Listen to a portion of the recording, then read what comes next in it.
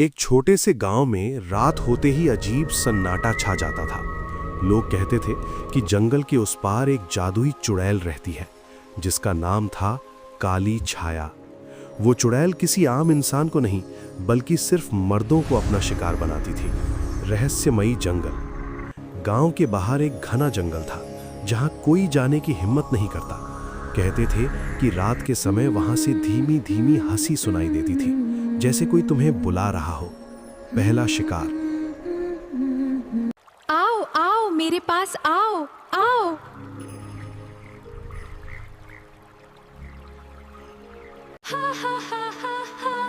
आदमी रघु जंगल में लकड़ी लेने गया। शाम तक वो वापस नहीं आया। अगली सुबह लोग उसे ढूंढने गए, लेकिन वहां सिर्फ उसकी टोपी और टूटी हुई लकड़ी मिली। कहते हैं उस रात किसी ने दूर से उसकी डरावनी चीखें सुनी थी। चुड़ैल का रहस्य। धीरे धीरे गांव के कई मर्द गायब होने लगे।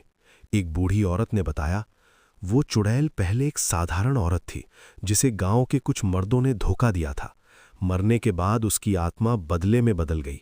अब वो हर उस मर्द को अपना शिकार बनाती थी जो रात में अकेला होता। आखिरी सामना। गांव का एक युवक अर्जुन सच जानने के लिए जंगल में गया। जैसे ही रात हुई उसे पीछे से एक आवाज आई, तुम भी बाकी लोगों जैसे हो। अर्जुन ने मुड़कर देखा। एक डरावनी आकृति, लंबे बाल, चमकती आंखें और ठंडी हंसी। अर्जुन डर गया, लेकिन उसने हिम्मत नहीं हारी। उसने कहा, मैं तुम्हें नुकसान पहुंचाने नहीं आया, मैं तुम्हें मुक्त करने आया हूं। ये सुनकर चुड़ैल रुक गई। अंत या शुरुआत। कुछ देर बाद जंगल में एक तेज रोशनी फैली और फिर सब शांत हो गया। अगली सुबह अर्जुन वापस आ गया, लेकिन उसकी आंखों में एक अजीब सन्नाटा था। उसने बस इतना कहा, वो चली गई, या शायद अब मेरे अंदर है। एक छोटा सा गांव था जहां रात होते ही लोग अपने घरों के दरवाजे बंद कर लेते थे। सब कहते थे कि जंगल के उस पार एक खौफनाक चुड़ैल की आत्मा भटकती है।